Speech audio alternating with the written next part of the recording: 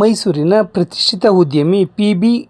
ಕರೀಗೌಡರವರು ಅತ್ಯುತ್ತಮ ಸೇವೆ ನೀಡುವುದಾಗಿ ಭರವಸೆ ನೀಡಿ ಲಿಫ್ಟ್ ಮಾರಾಟ ಮಾಡಿದ ಚೆನ್ನೈ ಮೂಲದ ನಿಭಾವ್ ಕಂಪನಿ ಸೂಕ್ತ ಸೇವೆ ನೀಡದೆ ಜನರ ಜೀವದೊಂದಿಗೆ ಚೆಲ್ಲಾಟವಾಡುತ್ತಿದೆ ಎಂದು ತಮ್ಮ ಕಚೇರಿಯಲ್ಲಿ ಸುದ್ದಿಗೋಷ್ಠಿ ನಡೆಸಿ ಆರೋಪ ಮಾಡಿದ್ದಾರೆ.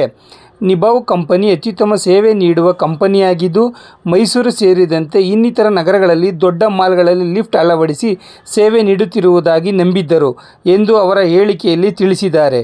ಕಂಪನಿಯವರ ಮಾತು ನಂಬಿ ನಮ್ಮ 3 ಅಂತಸ್ತಿನ ಮನೆಗೆ ಪಾರದರ್ಶಕವಾದ ಇಬ್ಬರು ಹೋಗಬಹುದಾದ ಲಿಫ್ಟನ್ನು ಸುಮಾರು 15 ಲಕ್ಷ ರು ನೀಡಿ 2024 ಜೂನ್ 28ರಂದು ಖರೀದಿಸಿದ್ದೆ. ಲಿಫ್ಟ್ ಅಳವಡಿಸಿದ ಬಳಿಕ ಕೆಲ ದಿನಗಳಷ್ಟೇ ಚೆನ್ನಾಗಿಯೇ ಕಾರ್ಯನಿರ್ವಹಿಸಿ ಬಳಿಕ ಸಮಸ್ಯೆ ಆರಂಭವಾಯಿತು ಎಂದು ತಿಳಿಸಿದ್ದಾರೆ.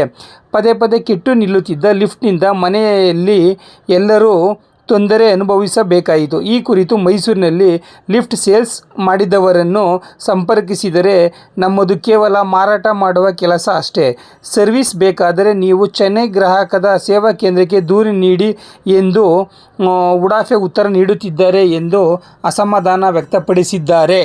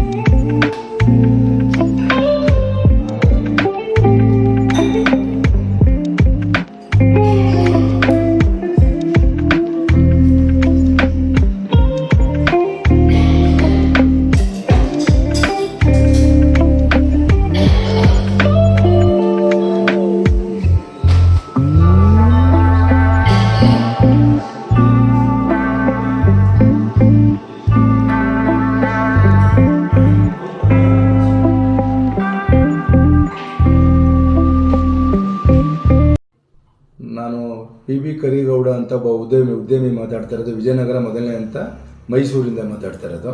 ನಾನು ಒಂದು ನಿಭೋ ಕಂಪನಿದೊಂದು ಲಿಫ್ಟ್ ಹಾಕ್ಸಿದ್ದೆ ಮನೆಗೆ. ನಾನು ಮೈಸೂರು ಫೋರಮ್ ಮಾಲಲ್ಲಿ ಅದನ್ನ ನಿಭೋ ಲಿಫ್ಟ್ನ ಆಚೆ ಕಡೆ ಇದಕ್ಕಿಟ್ಟಿದ್ರು ನೋಡಲಿಕ್ಕೆ. ಅವರು ಅಲ್ಲ ಅದನ್ನು ನೋಡಿ ನಾನು ನಿಭೋ ಲಿಫ್ಟ್ನ ಹಾಕ್ಸಿದ್ದೆ. ನಾನು ಅದು ಹಾಕ್ಸಿ 2024 ಮೇ 28ನೇ ತಾರೀಕಲ್ಲಿ ತಗೊಬಂದು ಜೂನ್ 2024ರಲ್ಲಿ ಇನ್ಸ್ಟಾಲ್ ಮಾಡಿಕೊಟ್ಟಿದ್ರು. ಅವತ್ತಿನಿಂದ ನನಗೆ ಸಮಸ್ಯೆ ಬರ್ತಾಯಿತ್ತು.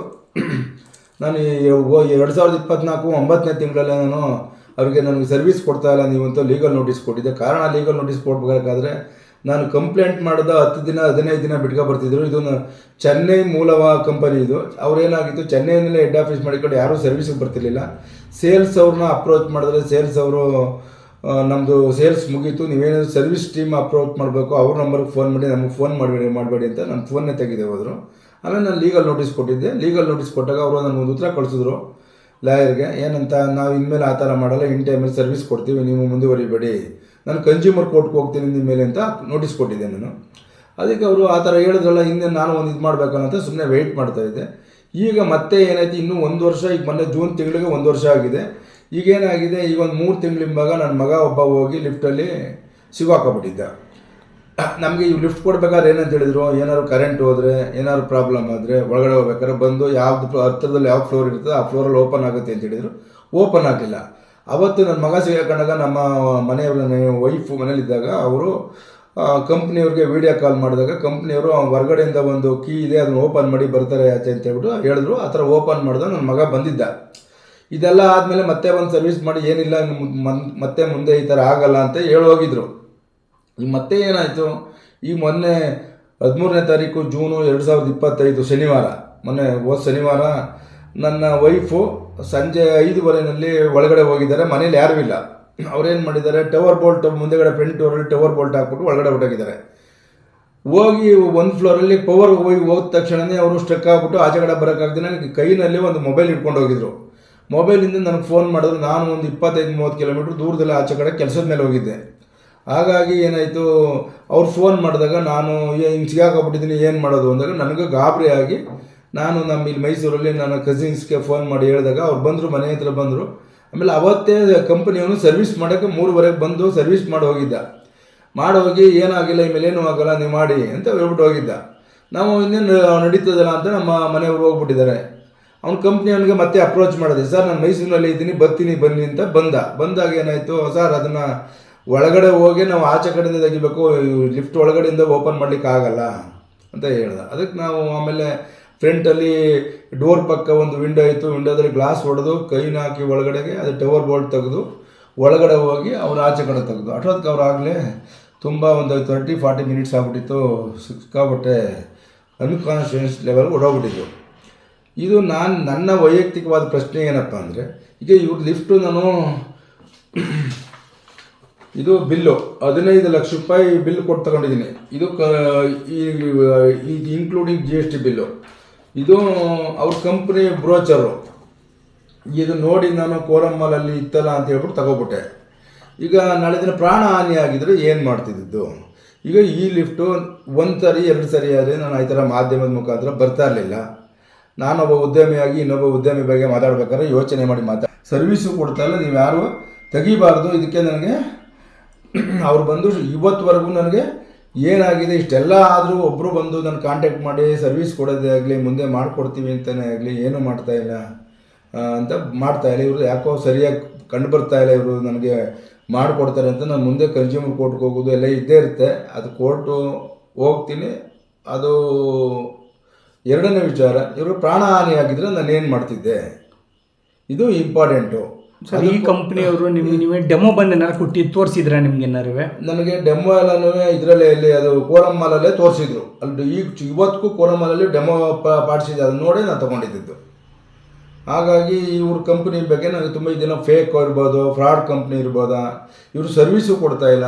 ಸುಮ್ಮನೆ ಬೆಂಗಳೂರಲ್ಲಿ 50 ಇದ್ದಾವೆ, 100 ಇದ್ದಾವೆ, ಅಲ್ಲಿದ್ದಾವೆ, ಇಲ್ಲಿದ್ದಾವೆ ಅಂತ ಹೇಳ್ಬಿಟ್ರು. ನಾನು ಮೇಯ್ನಾಗಿ ಸಹ ಪೂರ್ಣ ಪ್ರಮಾಣದಲ್ಲಿ ಎನ್ಕ್ವೈರಿ ಮಾಡ್ದೇನೆ ಈ ಲಿಫ್ಟ್ ಹಾಕಿಸಿ ಸಮಸ್ಯೆ ಸೇರಿಕೊಂಡಿದ್ದೀನಿ.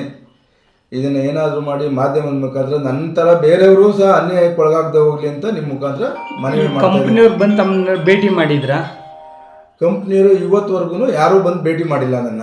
ಇದಾದಮೇಲೆ ಈ ಇನ್ಸಿಡೆಂಟ್ ಆದಮೇಲೆ ತಾವು ಲಾಯರ್ ನೋಟಿಸ್ ಕೊಟ್ಟು ಅವ್ರಿಗೇನಾದ್ರು ಇನ್ಸಿಡೆಂಟ್ ಆದಮೇಲೆ ಇನ್ನೂ ಕೊಟ್ಟಿಲ್ಲ, ಇನ್ಮೇಲೆ ಕೊಡ್ಬೇಕು. ನಾನು ಕೊಟ್ಟು ಇನ್ನೂ ಇನ್ಸಿಡೆಂಟ್ 3-4 ದಿನ ಆಗಿದೆ. ನೋಟಿಸ್ ಹೋಗ್ಬೇಕಾದ್ರೆ ಅದು 3-4 ದಿನ ಆಗುತ್ತೆ, ಚೆನ್ನೈ ಕಂಪ್ನಿ ಇರೋದ್ರಿಂದ. ಈಗ ನೋಟಿಸ್ ಕೊಡಬೇಕು, ಇವ್ರು ಬಂದು ಮಾಡ್ತಾ ಇಲ್ಲ. ಮುಂದಿನ ಸರ್ ತಮ್ಮ ಬೇಡಿಕೆ ಏನಿದೆ? ಬೇಡಿಕೆ ಏನಿಲ್ಲ, ಇದು ನಂತರ ಇನ್ಯಾರು ಬೇರೆಯವ್ರಿಗೆ ಯಾರಿಗೂ ಅನ್ಯಾಯ ಆಗಬಾರ್ದು. ಈಗ ಇದನ್ನು ನನಗೆ ಸದ್ಯಕ್ಕೆ ಈ ಥರ ಆದಮೇಲೆ ನನಗೆ ಲಿಫ್ಟ್ ಯೂಸ್ ಮಾಡೋಕ್ಕೆ ನಾನು ರೆಡಿ ಇಲ್ಲ. ಅದು ಮುಂದೆ ಏನಾಗುತ್ತೆ ನೋಡೋಣ. ಆ ಲಿಫ್ಟ್ ಹವಾನಿಯಂತ್ರಿತ AC ಏನಾದ್ರು ಇದೆಯಾ ಅದರಲ್ಲಿ? ಅದರಲ್ಲಿ AC ಏನು ಬರಲ್ಲ, ಇದು ಬರುತ್ತೆ, ಫ್ಯಾನ್ ಬರುತ್ತೆ. ಪವರೇ ಹೊಟ್ಟೋದ್ಮೇಲೆ ಫ್ಯಾನು ಏನೂ ಆನ್ ಆಗಿರಲಿಲ್ಲ. ಅದು ಟೋಟಲಿ ಇದು ಲಿಫ್ಟು 1 ಸರಿ ಆಗಿದ್ರೆ ನಾನು ಕಂಪ್ಲೇಂಟ್ ಮಾಡ್ತಿರಲಿಲ್ಲ. ಇದು 2-3 ಸರಿ ಡೇ 1ಇಂದ 1 ವರ್ಷದಿಂದ ಈಚೆಗೆ ಸರಿಯಾಗಿ ಲಿಫ್ಟೇ ಯೂಸ್ ಮಾಡಿಲ್ಲ. ಪ್ರಾಬ್ಲಮ್ ಆಗಿದೆ ಹೇಳಿ. ಕೂಡಲೇ ಕಂಪ್ನಿಯವ್ರು ಬಂದು ನನ್ನನ್ನು ನನ್ನ ಕಾಂಟ್ಯಾಕ್ಟ್ ಮಾಡಿ ಅವ್ರು ಏನಾದರೂ ನನಗೆ ಇವರು ಇದನ್ನು ಯಾವ ರೀತಿಯಲ್ಲಿ ಪರಿಹಾರ ಮಾಡಿಕೊಡ್ತೀವಿ ಅಂತ ಹೇಳಿಲ್ಲ ಅಂದರೆ ನಾನು ಕಾನೂನು ಪ್ರಕಾರ ಅವ್ರ ಮೇಲೆ ಕನ್ಸ್ಯೂಮರ್ ಕೋರ್ಟ್ ಇರ್ಬೋದು, ಏನು ಮಾಡ್ಬೋದು ಎಲ್ಲನೂ ಹೋರಾಟ ಮಾಡಿದ್ದೀನಿ. ಅವ್ರ ಮೇಲೆ ನಾನು ಇದು ಮಾಡ್ತೀನಿ ನಾನು. Okay, thank you sir.